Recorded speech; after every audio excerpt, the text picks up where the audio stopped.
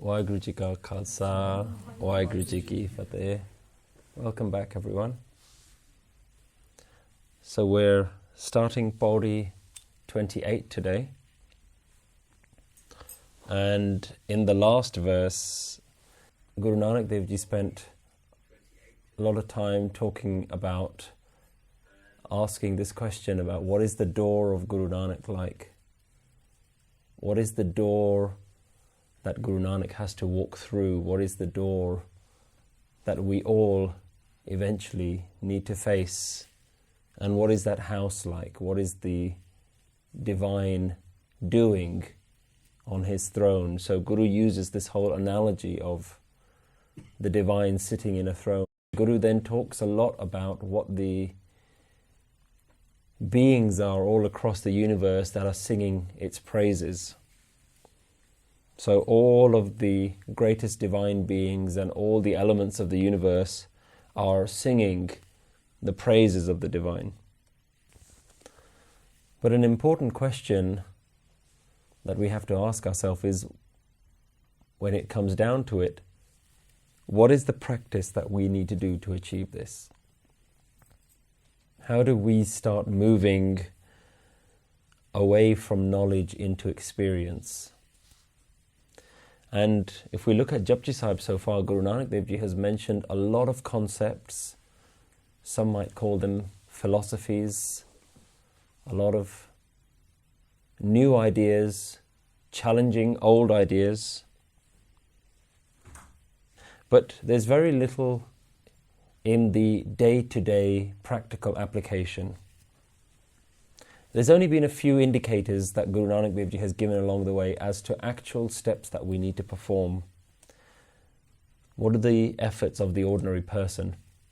So the things that Guruji has talked about so far have been things like accepting hukum. That's a major concept that we heard right at the beginning.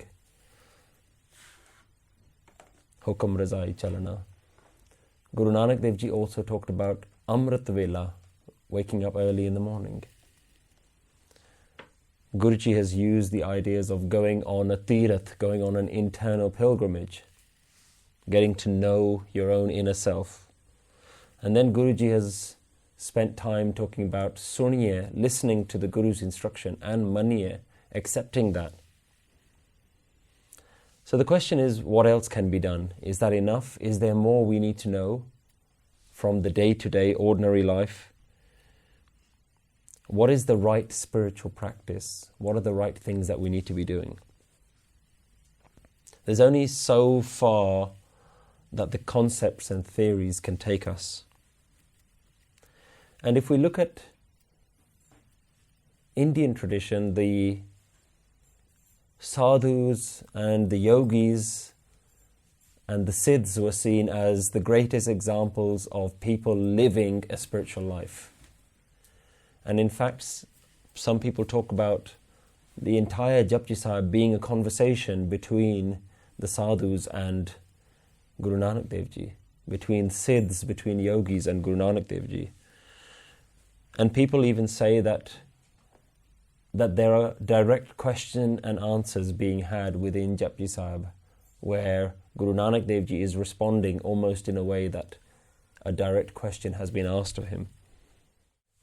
So Guru Nanak Dev Ji looks at these wandering sadhus who were unmarried, had little or no worldly possessions, hardly even wore any clothes, had no jobs to feed themselves, no way of earning any money, simply walking around with a begging bowl from house to house, door to door, just being a spiritual person in isolation with no connection with the material world, getting whatever food they could from whoever was willing to feed them.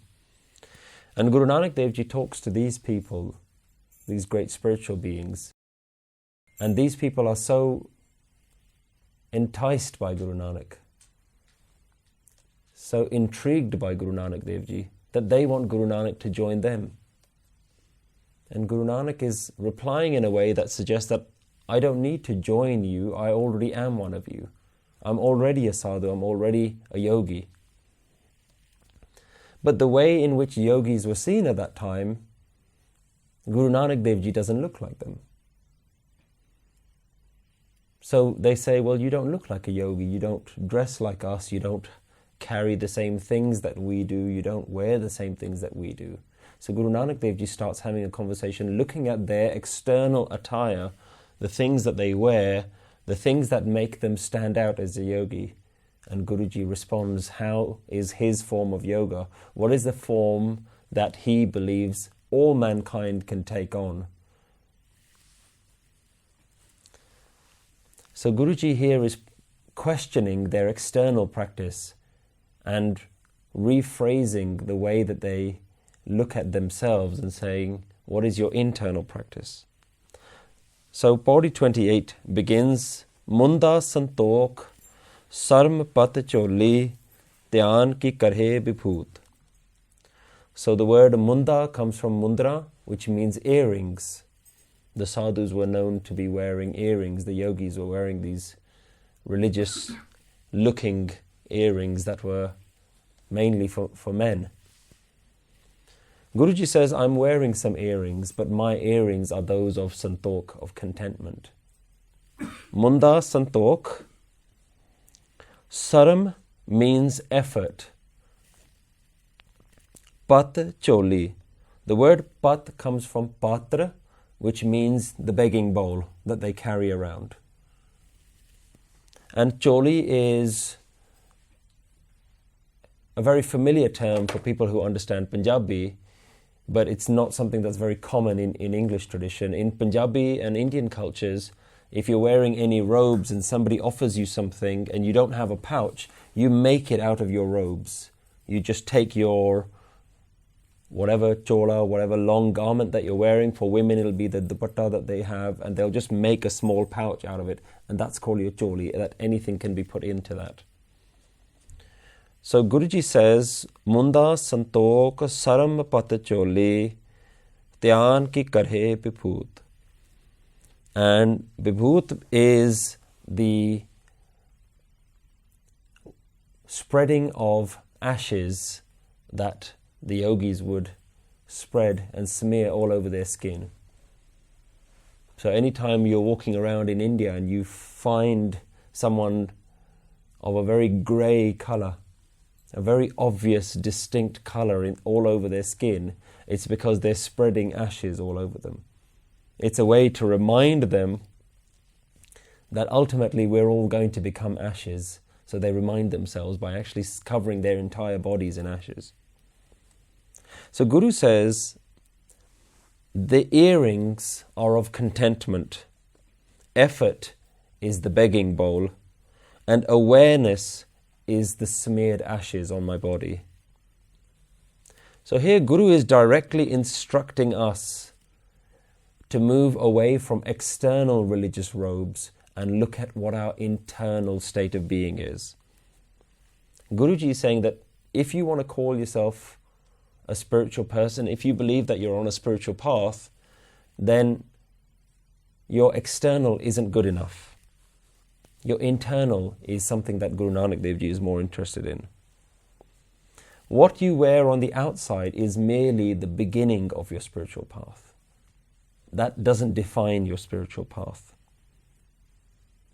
And if we look at the word yog, yogi, yoga, it means connection, union with the divine. Where does that union happen? Does that union happen based on what you look like? Or does that union happen within you? So your mind and the inner experience is where that connection happens. So Guruji is looking at what is happening within your mind. So when the connection with the divine happens inside you, then all of your effort has to be put inside you. The actual effort that you put to be on the spiritual path is an internal effort. That's where you have to put all of your focus. And your religious garments and your religious robes should just be a reflection of what is happening inside you. Your inner state of being should be reflected in your outer appearance. So that's something that we can see time and time again, that people who spend a lot of their time focusing on their external, they haven't really walked on the spiritual path. Their external is their identity. Their external is the way that they confuse themselves that they're on a spiritual journey. Guru Nanak Dev Ji doesn't accept this. So the way somebody would identify a yogi would be by looking at their external. Somebody would look at the way you're dressed and say, you look like a Sikh, you look like a Hindu, you look like a Muslim. But Guru Nanak Dev Ji doesn't take those as definitions. Guru Nanak Dev Ji is looking at the internal and saying your internal will define whether you're spiritual or you're not. So the true spiritual yogi is one who works on his inner practice. The outer is not good enough. The answer lies in your being rather than what you're doing. Khinthaa, kaal, ku-aaree, kaa-i-aa, jugat, dandaa, parteet. So the word khinthaa is your patched coat. The yogis would wear these kind of robes that were almost rags, made of just different patched materials. Khinthaa. Guru says khinthaa is kaal. Death is the robe that I'm wrapped with. Ku-aaree, kaa-i-aa. Ku-aaree means virginity. Ku-aaree is sometimes referred to as a young virgin female, an innocent young lady. Ku-aaree, kaa-i-aa. Make your body that virgin pure. Make your body that purity. And this should be your jugat. Jugat means, remember we talked about jog, jugat, tanped. Jugat means the technique that you use. Make this the purity. Make your body pure. Dandaa, parteet. Dandaa is the walking stick, the cane that they walk around with. Guruji says, trust, parteet, is the cane that I walk with. Khinthaa, kaal, ku-aaree, kaa-i-aa, jugat, dandaa, parteet. A coat of death, virginity of body is the technique, and a cane of trust. So Guru Nanak Dev Ji here has listed a set of internal virtues, an inner state of mind. So let's look at those two lines again. Munda Santokh Saram Jholee Dhi-aan Kee Karahi Bibhoot, khinthaa, kaal, ku-aaree, kaa-i-aa, jugat, dandaa, parteet. There are a lot of variations around where the bisrams, where the pauses should be read in these two lines. Every translation that you look at will have their own interpretation. And how you break up these lines determines what words are joined with what words. So, because there are so many different variations, we can't say that there's one fixed way of pronouncing this, that there is a very fixed way of deciding where the pauses should be in these sentences. The spellings don't necessarily in these lines give us those clues. But beyond how you associate each word and what you associate them with, there are some very major themes here that Guruji is talking about. Guru starts by saying, decorate yourself with contentment, the earrings of contentment. These are your jewelry. Decorate yourself with contentment. Your effort or your discipline is the vessel with which you eat, the bowl, the begging bowl. Smear your body with awareness. Dhi-aan Kee Karahi Bibhoot. Be cloaked with death. Make mortality the coat that you wear. Make virginity of body your purification technique, your yogic technique. And make trust your support, the cane that you walk with. Now, this particular verse looks very small. In fact, it's only 4 or 5 lines. But Guru Nanak Dev Ji has introduced so many different concepts here that in order to be faithful to this Shabad, we could really spend one lesson on every single word here.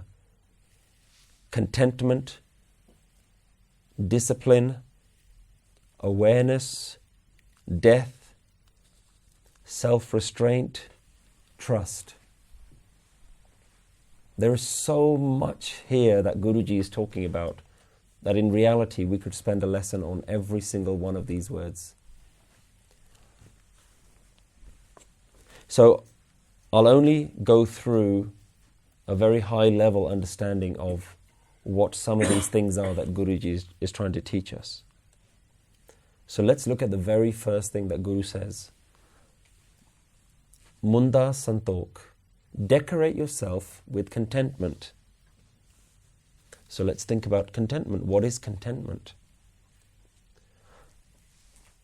A really simple way to look at contentment is to not be chasing things all the time. This lack of constant stress of achieving. It's a relaxed state of mind. It's a state of being relaxed. It's a state of never being fazed by what is happening in reality. So how do we get to this contentment state? The easiest way is to not have any expectations. Or another way to look at it is to expect changes. Expect uncertainty. We get stressed when we have a particular idea about what is going to happen. Think about if you have a flight to catch. How many steps do you plan in order to catch that flight? You've got to make sure that you've packed everything. You've got to make sure you have your tickets. You start planning how you're going to get to the airport. What you need to pack in one luggage, what you need to pack in the other luggage. What time you need to arrive. What you need to remember once you've checked in. What you need to remember before you board the flight. So, in a very simple thing that we do in our life, which is just to board a plane, there are so many expectations that we build within ourselves because we have planned all the steps that we need. Now, you turn up to the airport and something changes. The flight gets cancelled. How you respond is related to how much you're holding on to those things that you're expecting. How you respond is nothing to do with what is happening. It is to do with your ability to accept what is happening and let go of the plans that you've made. Now, this is just a simple analogy of catching a flight. We have plans for the rest of our life. For every single major event that we want to happen in our life. That is not a content way of living. That's not the definition of contentment. By all means, make your plans. But holding on to your plans is planning to fail. If you hold on to them, you know they say failing to plan is planning to fail. Holding on to your plans is your guarantee of failure. Because what is our success criteria? Here our success criteria isn't that your plans become reality. Our success criteria is, are you content throughout the whole process of planning and executing and accepting whatever happens? So how can we be content in life? You have to become comfortable with change. Things change. And things might not go according to your plans, but they are part of the bigger plan. the plan of the One, the One's plans. And when we can surrender to His plan, to that divine story that's being written, we can then see that every change that happens at every moment is just His story unfolding, the story that He's writing with that continuous pen. If we can accept, rather than trying to impose our version of the story onto that divine story that's being written, then we start to live in a far more contented way. So every change is a new line in the divine story that's being written. It doesn't matter how you thought the story was going to change. In fact, when you watch movies, when you watch TV programs, you get excited by changes that are unexpected. That is the thrill of watching the program, because you didn't expect something to happen, and it happens. You feel a sense of reward when you watch a program where the ending is different to how you thought it would end.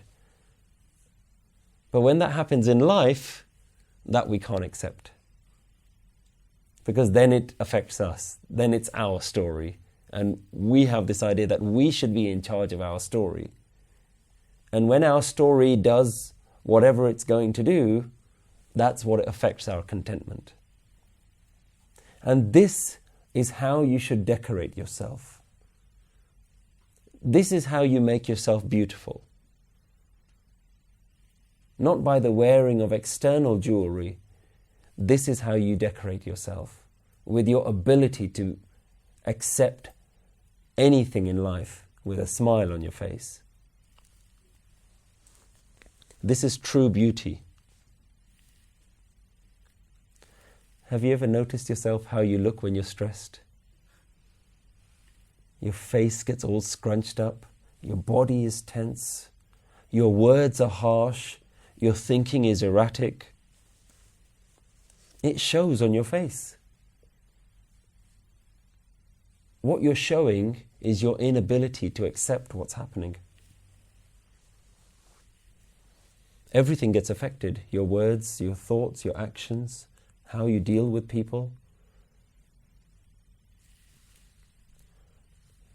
And when you relax, your face has a natural glow.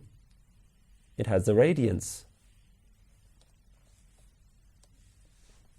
In fact, you get compliments when you come back from a holiday, because you've relaxed so much that people say, I can see you've been on holiday. Just because you're radiating calmness, relaxation. We spend money to go to spas, to go on holidays, just so that we can relax. But if that holiday doesn't turn out the way we want it to, you've wasted your money. Because the thing that you were trying to achieve, which is relaxation and contentment, that didn't go according to your plan. Even we plan our relaxation. We plan our contentment. We book them in our diary. That's the week I'm going to go be happy. So Guru is saying, do this now. Relax now. Be content now. So this is your decoration. Munda Santokh. Decorate yourself with the jewelry of contentment. Saram pat choli. Your effort and your discipline is the vessel upon which you can eat. So, effort is about striving to always follow the Guru's way. What we've learnt from the Guru, can we do the hard work that's needed to actually live that life? And just think about it. How many times do we listen to the Guru's teachings and we still go home and just do all our old habits anyway?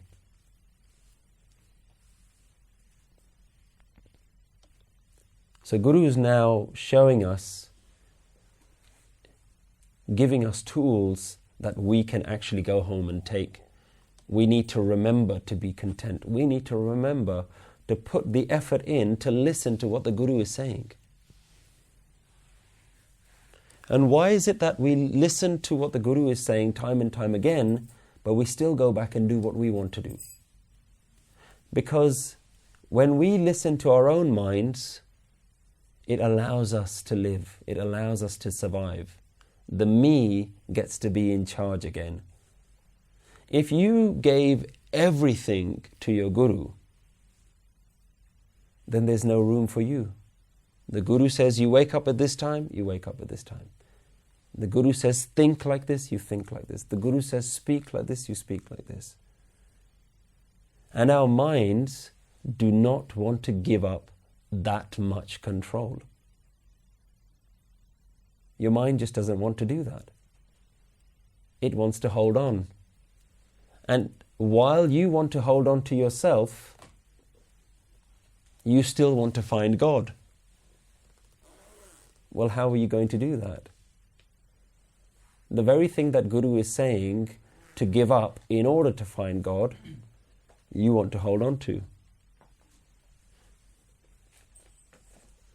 The Guru says, Tan, man, dhan, sab saunp gur ko, hukm maniye paiye. Give your body, your mind, all your wealth and your attachments to the Guru. Give it to the Guru and you will get something in return. You have to accept what the Guru is saying. Tan, man, dhan, sab saunp gur ko, hukm maniye paiye. Only when you listen to what the Guru is saying will you get what the Guru is saying. Will you get the fruits of the Guru's teachings. And the Guru's teaching is, I need your head, I need your mind, I need your body. That's what you have to hand in order to get what I'm selling. The question is, are you willing to pay that price? That's the effort. Are you willing to pay the price of mind, body, and everything? If you're not, then move along. Don't ask for something that you're not willing to pay the price for.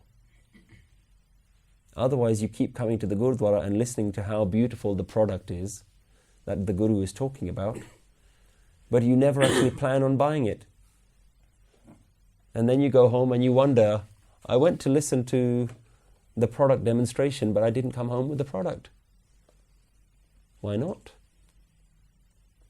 Maybe the guy selling the product doesn't know what he's talking about. Or maybe you haven't actually just given what you need to give in order to buy the product. You give what you give and the product is yours.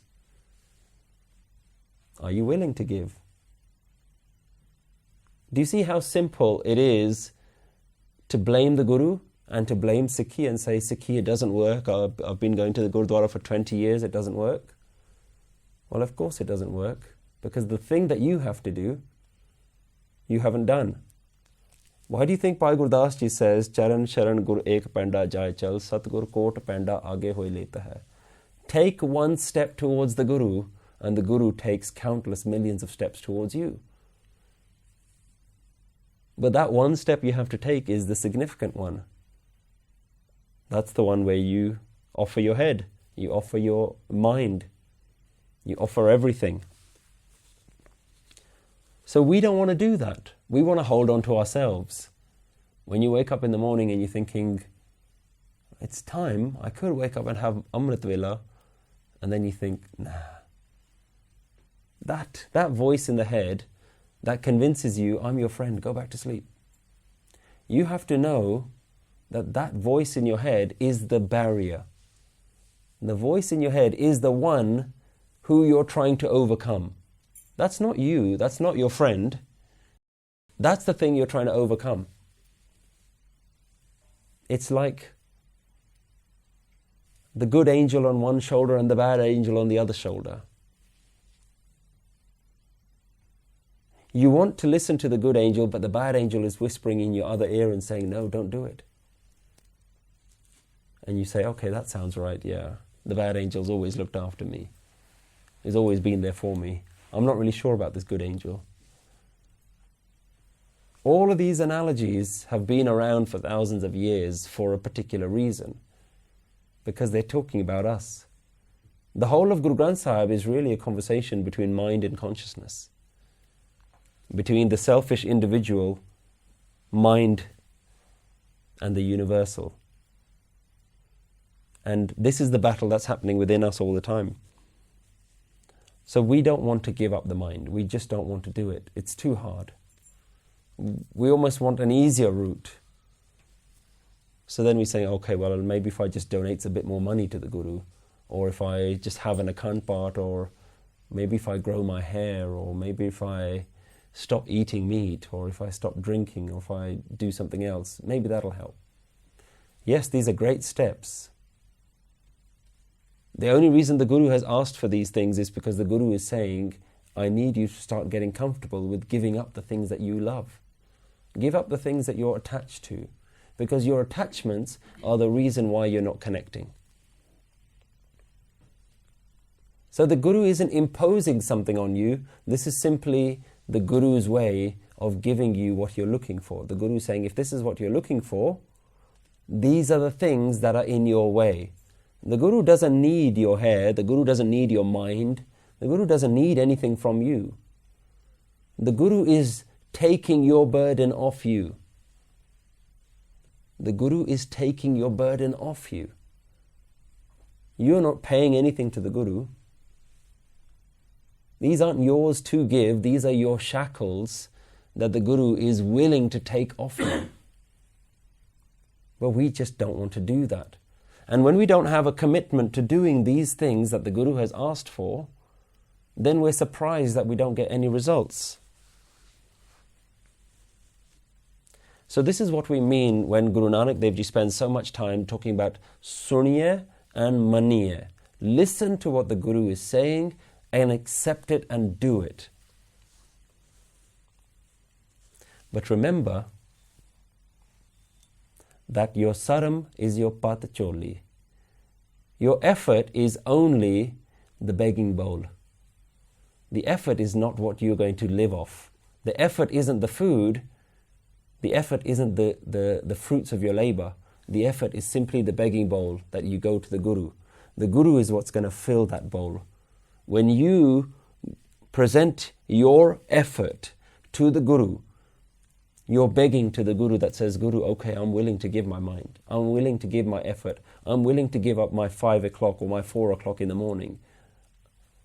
I'm willing to give the way I think. I'm willing to give away the bad words that I use with my mouth. The evil thoughts that I have towards others. I'm willing to give those away. That's not a guarantee. That's a begging bowl. The Guru is the one that fills that bowl with Naam. The Guru is the one that actually feeds you. Don't think that by giving anything up that you're now entitled to anything. It's a begging bowl. Guru Nanak Dev Ji has used very specific analogies here. You beg with your effort for the grace of the Guru to fill that bowl with what the Guru has to give you. And because Guru Nanak Dev Ji has learnt how to beg from the Guru, he's not like any other yogi. He doesn't go around begging from the world. He doesn't have any material desires. And he doesn't have any barriers that says that I can't engage with the world. The yogis didn't want to engage with the world because they wanted to just be spiritual all the time. So they said, we don't have time to earn a living. We don't have time to get a job. Guru Nanak Dev Ji doesn't have an issue with getting a job and working hard because he's not begging from the world. That's just what he needs to do with the world in order to be spiritual at the same time and be practical. So your effort is the vessel upon which you can eat. That's your begging bowl. Smear your body with awareness. Dhi-aan Kee Karahi Bibhoot. So your body, smear it with the ashes of awareness. There is no moment in your life when the Guru's teachings does not apply. There's no thing that you do at no time in your life where the Guru's message doesn't apply to you. Just think about that for a moment. Think about all the things that you do with your day. There's nothing that you're doing at any point during your day where the Guru's message shouldn't be ringing in your ears. Your body does so many things, yeah? You work with your hands, you talk with your mouth, you taste with your tongue, you listen with your ears, you observe the world with your eyes, you use your legs to run around and play games and sports. And in each one of those activities, your awareness is needed. Whatever you're doing with your body, smear your body with awareness. Awareness of what the Guru is saying is constantly needed. In each activity, you need to remember that in this very moment, that ikonkar is still valid. The message of that oneness is still important. In fact, ikonkar is not about Mr. God. The moment is God. So the divine is present in every moment. The question is, are you present in every moment?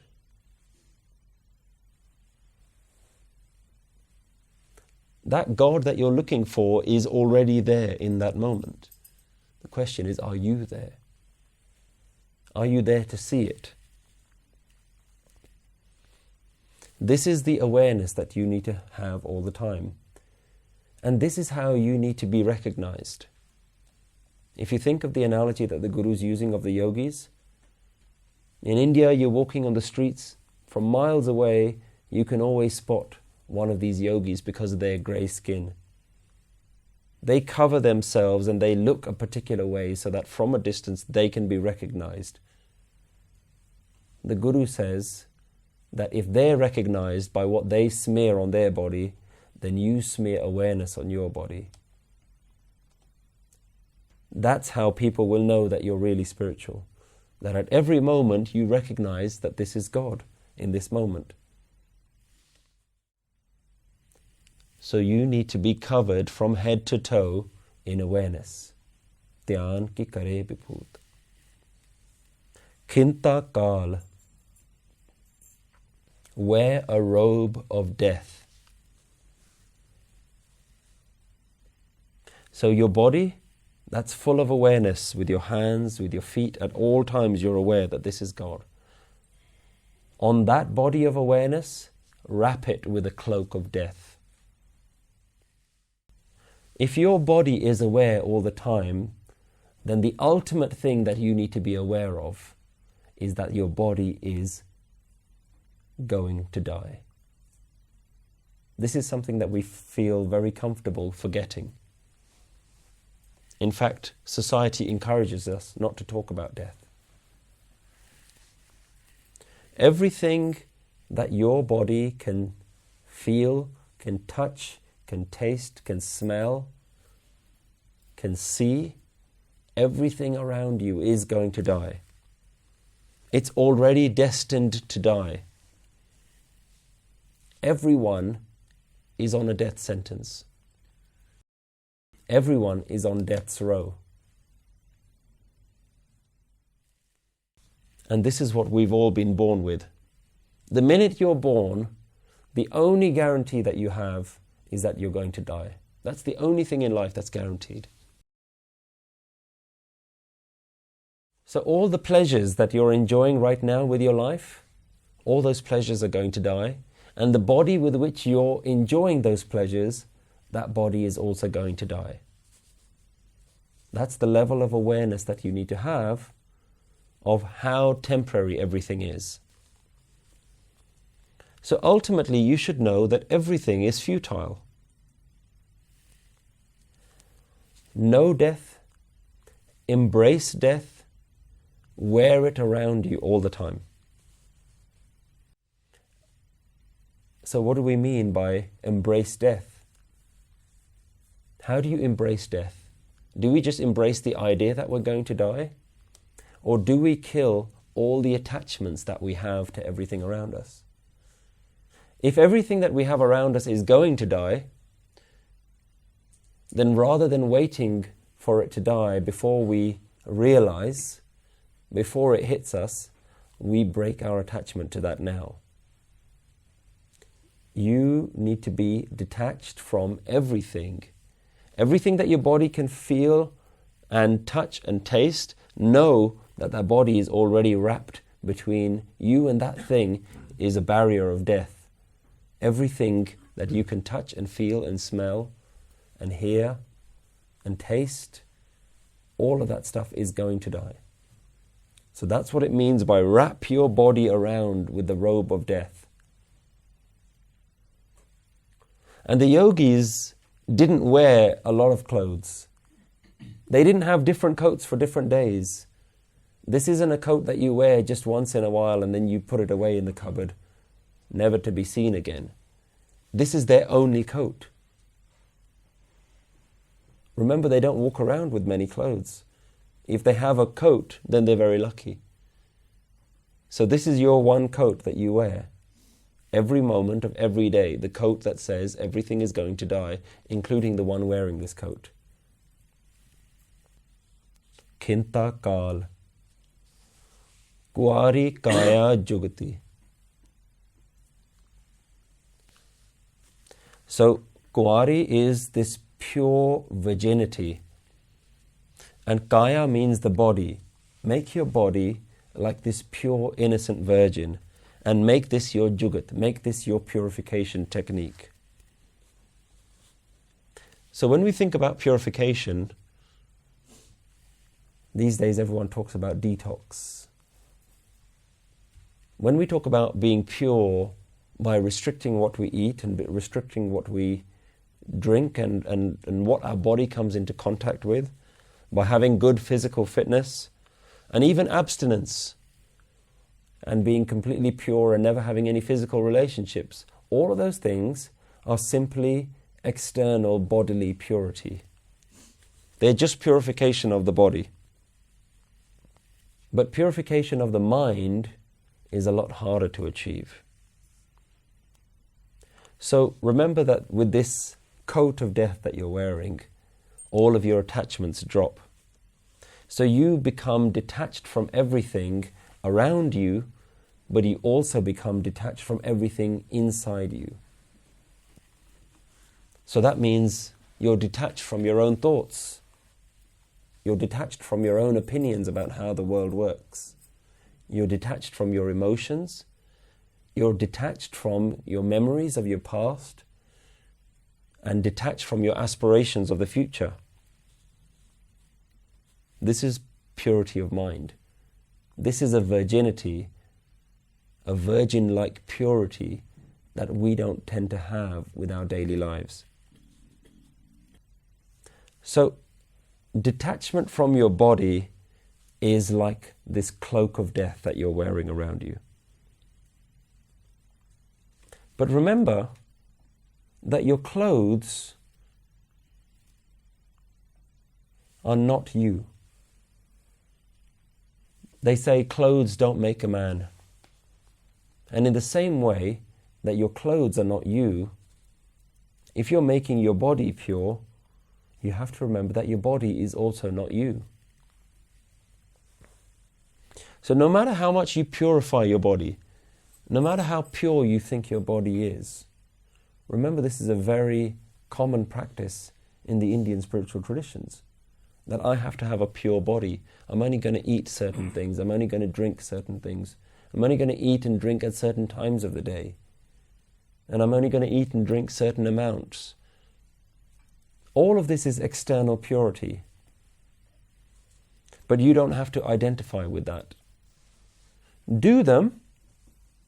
Keep your body fit. Keep your body healthy by all means. But identification is where you stay in your mind. Doing something that needs to be done to keep your body fit and healthy is absolutely recommended. But identifying that this is who I am, look how pure I am, that's where you fall down. So, what do we mean by this purity of body, this virgin-like purity? Think about what your mind uses your body for.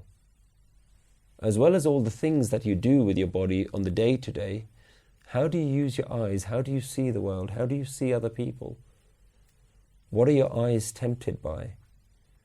Your eyes are tempted by things that are beautiful around it. Your eyes always want to see things that please it. So your eyes are always glancing at things that delight the eyes. Your ears love to hear great melodies, but they also love to hear great gossip. Your tongue likes to taste great flavors, but your mouth also likes to speak harsh words. So, when Guru Nanak Dev Ji is talking about ku-aaree kaya, the body, kaya means body, how can we justify by saying that this is not just talking about purity of the physical body, but it's actually purity of our mind as well? What has the mind got to do with the body? Remember, in the Indian traditions, we don't see ourselves as just having one body. In fact, in the Vedic traditions, they talk about the human having three bodies. The first one is called the asthul sarir, which is your physical body. The second one is called your suksham sarir, your subtle body. Suksham means something that's hidden. Your subtle body is things like your mind, your emotions. Your asthul sarir is something that's physical, tangible. Your suksham sarir is something that is less tangible, your mind, your emotions, your memories. And then you have another body called your karan sarir, which is something very deep-rooted, this very deep-rooted notion that I am. That's very, very deep. It's almost intrinsic with your Atma. So, when Gurbani talks about purifying the body, it talks about the body within this context of your external body and your inner body. This is why Sikhs aren't just interested in outer purity. The purity of the mind is just as valid, if not more important. So how do you purify your inner body, your suksham sarir? In your inner body is where your desires, your emotions, your attachments, your greed, your sense of self-importance, all of these things exist in your inner body. So you have to keep these under control. You have to keep your desires under control. You have to keep your emotions under control. You have to keep your self-victimization under control. And by self-victimization, we mean somebody who's always feeling sorry for themselves. You know, when you feel sorry for yourself, it's a really good feel-good factor. You might not think that it's a feel-good factor. You might think that I feel rubbish. I feel very bad within myself. But in doing so, you're giving yourself this self-pity. Nobody understands me. Nobody knows what I'm going through. I'm the only one to have ever felt like this. So these things have to be kept in control. And we need systems and structures in place that help us do this. This is what the Guru is doing here. By giving us reminders that as well as keeping our body in control, we have to keep our mind in control as well. Now, the other thing that we love to do is this idea of how important we are and how everything should go our way. That's another thing we love doing. That's this self-importance. The sense that I am right. All of these things need to be reined back in. But you do that by first recognizing that they're there. Most of us walk around all day and we're not even aware that they're there. So we need to keep these things under control. So we have to be aware and we have to be detached from our senses, from our emotions. And this is the technique to truly purify yourself. This is the jugat. Ku-aaree kaya jugat. And then dandaa, parteet. Take the support of trust. Everything that we've talked about, these are the ways of the Guru. This is what the Guru is recommending. And what Guru is saying now is, you're also required to trust in this process. A lot of times, people will ask this question, the ones who are either getting new into this Sikhi, into the tradition of the Guru, newly entering it, or people from other traditions that are genuinely asking the question, how do you know that your Guru is right? How do you know that this Guru is actually correct? What if the Guru is wrong? How long are you going to spend following a Guru only to realize at the end that the Guru is wrong? And this is why some people don't even follow the path. This is why some people don't even follow the Guru, because they have this doubt within their mind that says, I don't actually know that this is true. This is like a student who walks into a classroom for the first time, takes one look at the teacher and says, I have no idea if you know what you're talking about. So the student walks out and never comes to the class again. Now think about that when you were in school, when you were at college or university. How did you know that the teacher was right? How did you know that the teacher knew what they were talking about? As a new student, a lot of the times you don't. What you could do is you can look at the teacher's experience and say, how long has this teacher been teaching the subject? That's one way to give yourself some comfort. Another thing that you can do is you can look at all the other people that have been trained by this teacher. And you say, actually, this teacher has taught quite a lot of other people and they all seem to pass their exams. So you give yourself some sort of trust. But ultimately, until you sit there and commit to learning what that teacher is teaching you, you don't actually know that the teacher is going to be good or bad. But you still go to the class every day. What's the thing that makes you go to the class every day? The only thing that makes you go is a trust that you've handed over to the Guru that says, I think you're going to do the right thing by me. I think you're going to teach. I'm going to trust you that what you have to say is right for me. This is what is being talked about here. Is that ultimately all the things that the Guru has mentioned so far, if you're going to be a Sikh, which means you're a student, if you're going to be a student, you actually have to hand over some of your trust. That says, okay, I'm going to give you a chance. By all means, question the Guru. By all means, ask the right questions so that you continue to learn. But don't think that when you walk into the classroom that you know everything that the teacher knows. And this is how some of us approach religion. We don't want to learn because we think, I know what life is about. I don't need to have a teacher of life. So we never let go of that trust. We hold on to it. We trust our own selves more than we want to trust anyone else.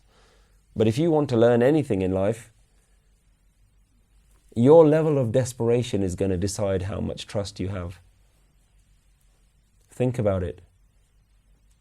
When you're not desperate to learn anything, somebody says, oh, I can teach you how to do this. You say, I don't need to learn it, thanks very much. I'd like to, but I don't have the time for it. If you're desperate for something, anyone who gives any indication that they can help you, you'll trust them. Even if they don't know what they're talking about, your desperation will say, I need to learn. I need to get the answer to this question. So the question is, how willing are you to learn? How desperate are you to learn this? Look how practical Guru is being today. There's nothing here about theories now. This is all about us. How much are you willing to give your contentment away, your ideas of contentment? Are you going to restrain your body? Are you going to have awareness? Are you going to think about death? Are you going to have trust These are the things that we need to bring to us the first day we attend this school, if we want to learn from this teacher. So your spiritual practice and your ability to learn from this teacher is underpinned by a trust that you have to surrender. And what you're trusting is you're trusting that what the Guru has to say is in your best interest. That what the Guru has to teach you is ultimately going to lead to you being a happier person. Don't ever forget why you're trying to buy this product. Don't ever forget why you're entering into this classroom. You're entering into this classroom because you want to get rid of your suffering and you want to bring your happiness home. Dukh par har, sukh kar le jaye. So you're trusting in the Guru that says, I trust that you're going to do the right thing by me, and that what you have to teach me is going to lead to my happiness. So these are the practical things that the Guru is saying we need in order to progress on the spiritual path. The next line, Guru says, Ai panthee sagal jamaatee jeetai Jagdeep. Ai panth, amongst all the schools of yogic philosophy, the highest, most respected school of thought is the Ai panth. It's the most respected school of yogic thought. They're the Shiva worshippers that are seen as the highest order of yogis. Guru Nanak Dev Ji is invited to join the Ai panth. Guru says, I already have an Ai panth. I already have the highest school.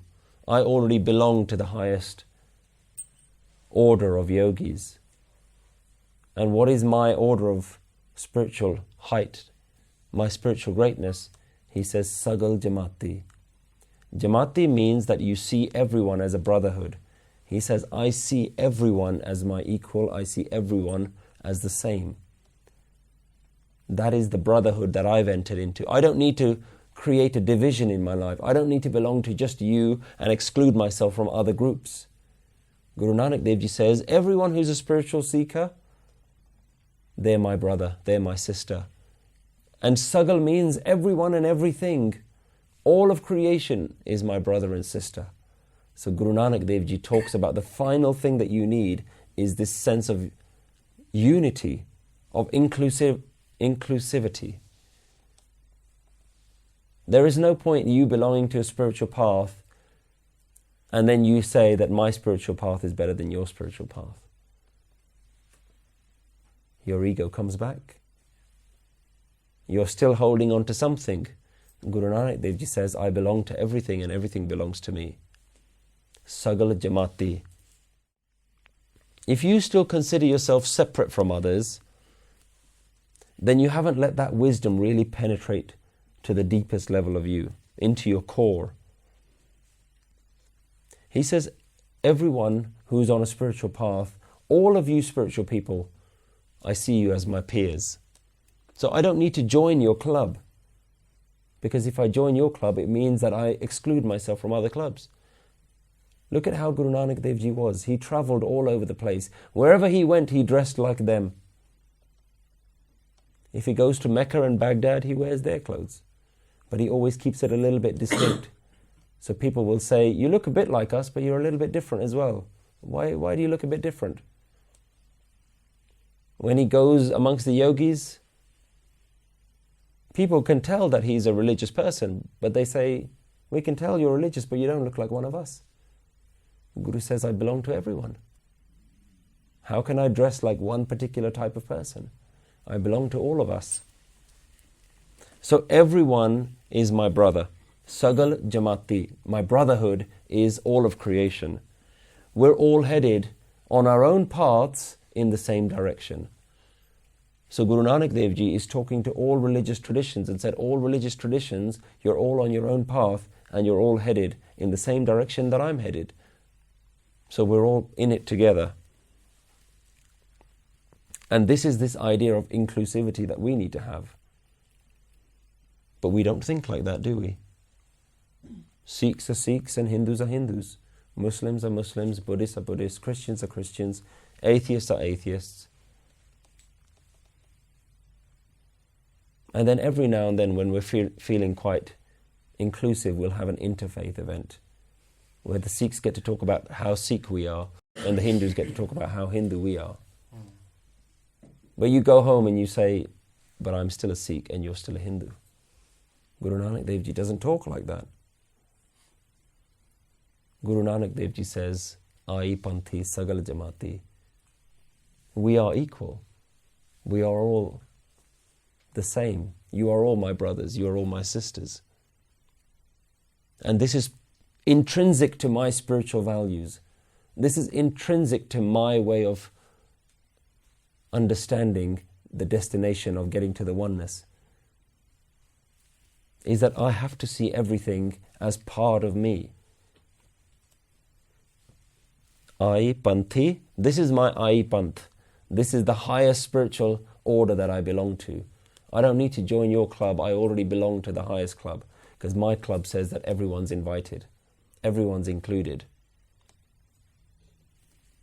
Managee, Jagdeep. This is the success that the whole world is craving for. Managee.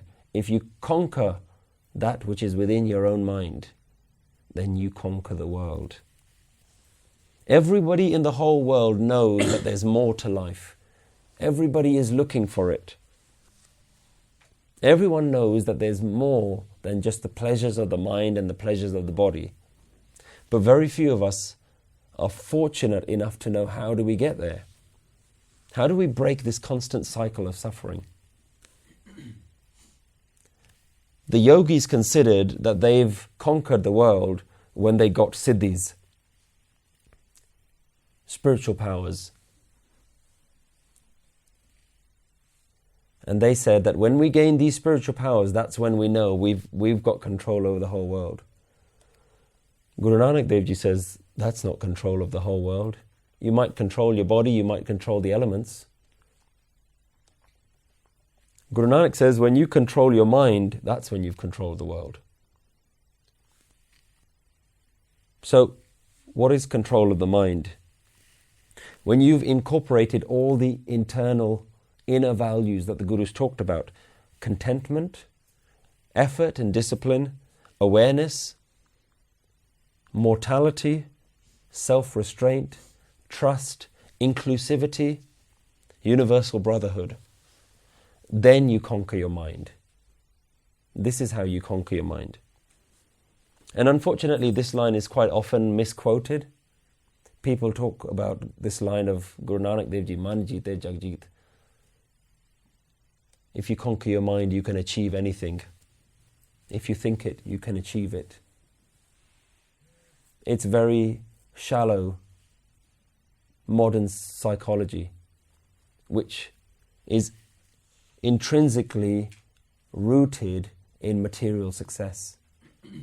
Most people who quote these things, when I conquer my mind, I conquer the world, what they're really saying is, if I work hard enough and I overcome the barriers within my mind, I can achieve any material success that I want in life.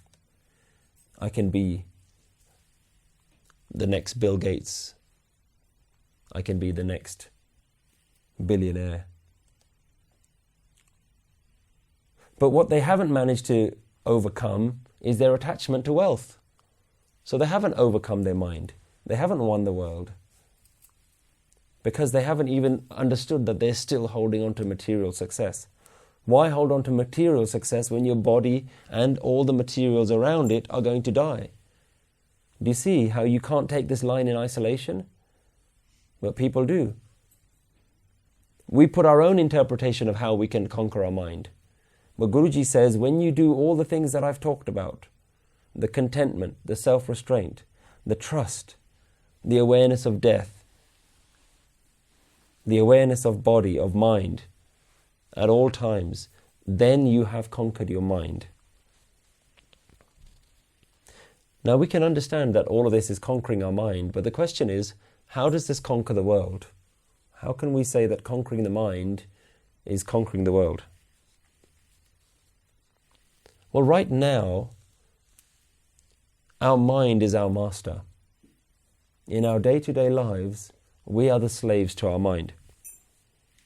And your mind tells you that this life of yours is very important, and in this life, you have to go out and fight and struggle and survive in the world to get whatever you can.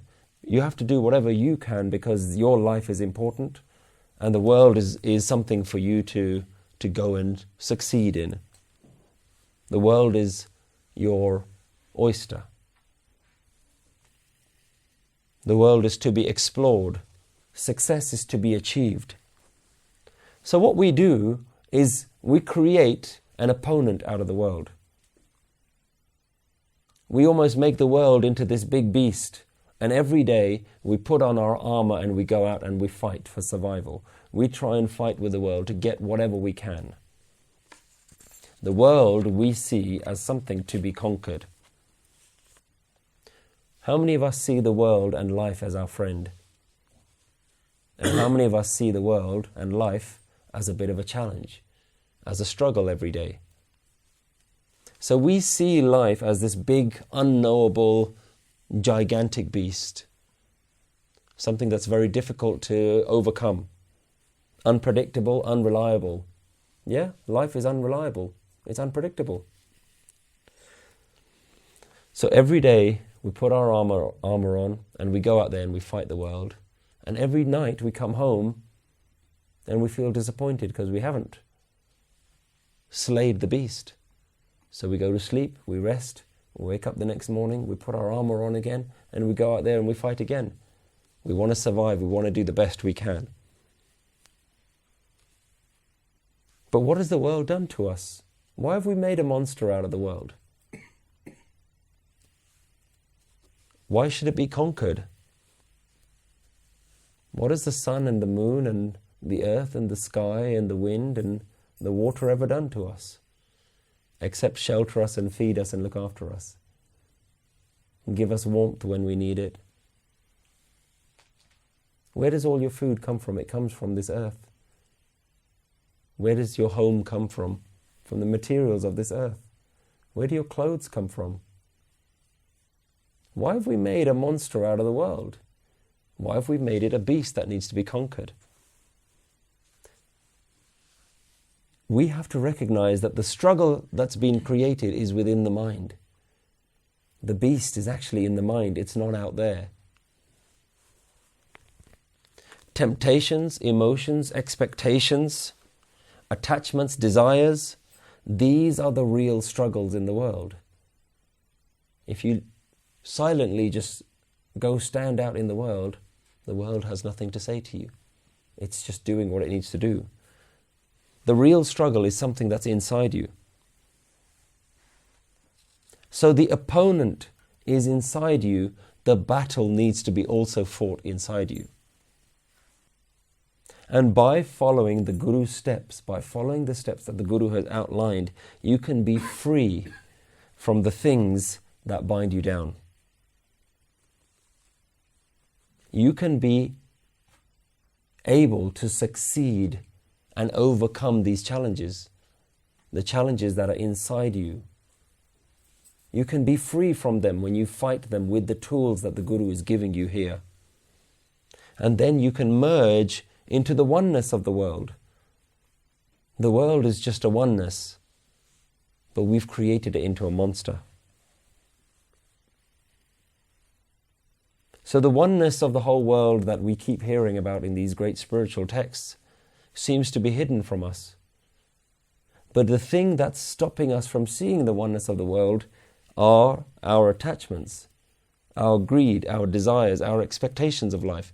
The things that are in our minds right now is stopping us from seeing the oneness of the world. When you overcome your mind, you will overcome the challenges of the world.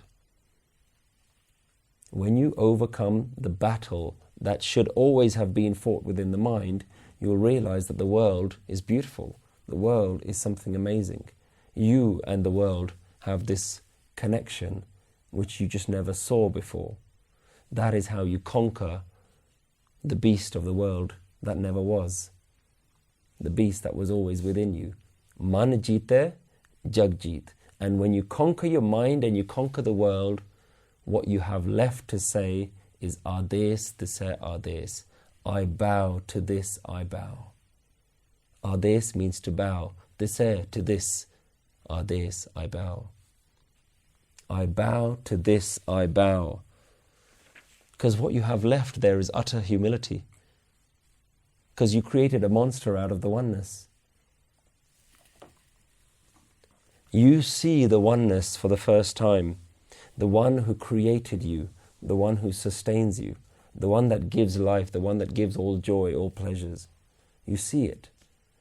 And you have nothing left to say but, wow, I didn't know all this time. I didn't know. Because you weren't fighting the right battle. You didn't have the tools. The tools are what Guru has outlined in this body.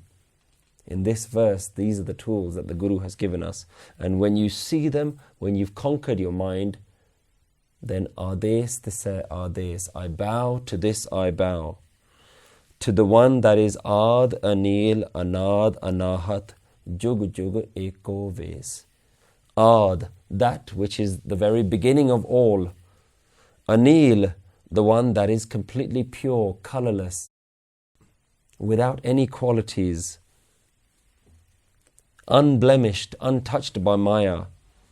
Anaahat, even though it is the beginning of all, it has no aad of itself. Aad means beginning. It is the beginning of all, but it is anaahat. It has no beginning. It is uncreated, unborn. Anaahat, it never ends. It has no ending. Undying. Jug, ayko, vays. Throughout the ages, it has always had one form. The oneness of everything has always been the oneness of everything. This is its form. It has no form, and yet it has every form. And this is the way it has always been. How do we get to this? We have to wear the Munda Santokh Saram Jholee Dhi-aan Kee Bibhoot, khinthaa, kaal, ku-aaree, kaa-i-aa, jugat, dandaa, parteet, panthee, sagal, jamaatee, Managee, Jagdeep. When you know how to conquer these things with the right tools that the Guru has given you, then you will know the oneness and you will bow down in humility to the oneness of everything. Waheguru Ji Ka Khalsa, Waheguru Ji Ki Fateh.